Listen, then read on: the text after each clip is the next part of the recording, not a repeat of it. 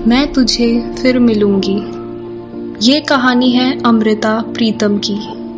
6 बरस की उम्र में सगाई, 11 बरस में माँ का निधन, 16 बरस की उम्र में पहली किताब और 16 बरस की उम्र में ही प्रीतम सिंह से विवाह। आजीवन साहिर से उत्कृष्ट प्रेम और जीवन के अंतिम पलों तक लगभग 50 बरस तक इमरोज का साथ।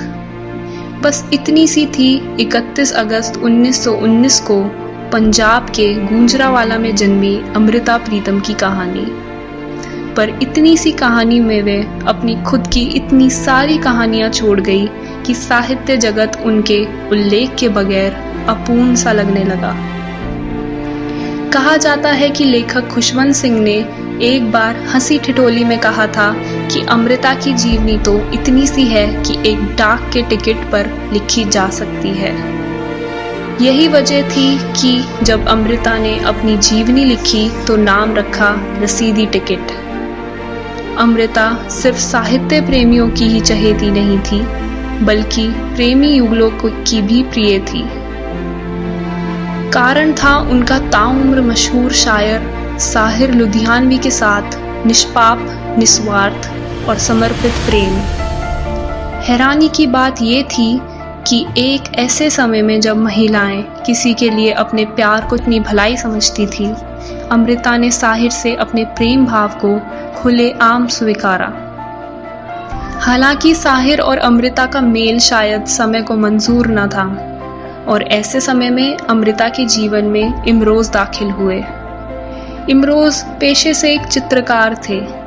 उनका असली नाम इंद्रजीत था, पर क्योंकि इमरोज का मतलब आज होता है तो वे अमृता के जीवन में हमेशा उनके इमरोज बनकर रहे। इन दोनों का प्रेम भी अद्भुत था, या फिर कह लीजिए कि आज भी है। अपनी जीवनी में अमृता ने एक वाक्या लिखा है जिससे ये साफ जाहिर होता है कि अमृता और इमरोज का रिश्ता कितना सच्चा, कितना मासूम और दुनिया की रस्मों रिवाजों से परे था। बात उन दिनों की है जब अमृता इमरोज की स्कूटर के पीछे बैठकर जाया करती थी। एक बार अमृता ने स्कूटर के पिछली सीट पर बैठे बैठे इमरोज की पीठ पर साहिर लिख दिया। इस पर जब इमरोज कुछ न बोले तो अमृता ने उनसे पूछा कि क्या उन्हें इस बात का बुरा नहीं लगा। तब इमरोज ने उत्तर दिया कि साहिर भी तुम्हारे और मेरी पीठ भी, फिर किस बात का बुरा मानूं। शायद यही वो प्रेम था जो एक जन्म में पूरा नहीं हो सकता था, और इसलिए जाते जाते अमृता इमरोज के लिए लिख गई थी, मैं तैनू फिर मिल लांगी, मैं तुझे फिर मिलूंगी, मैं तुझे फिर मिलूंगी, कहाँ कैसे पता नहीं, शायद तेरे कल्पनाओं की प्रेरणा बन तेरे कैनवास पर उतरूंगी, या तेरे कैनवास पर एक रहस्यमयी लकीर बन खामोश तुझे देखती रहूंगी, मैं तुझे फिर मिलूंगी, कहाँ कैसे पता नहीं। या सूरज की लौ बनकर तेरे रंगों में घुलती रहूंगी, या रंगों की बाहों में बैठकर तेरे कैनवास पर बिछ जाऊंगी। पता नहीं कहाँ किस तरह पर तुझे ज़रूर मिलूंगी, या फिर एक चश्मा बनी जैसे झरने से पानी उड़ता है, मैं पानी की बूंदें तेरे बदन पर मिलूंगी, और एक शीतल एहसास बनकर तेरे सीने से लगूंगी।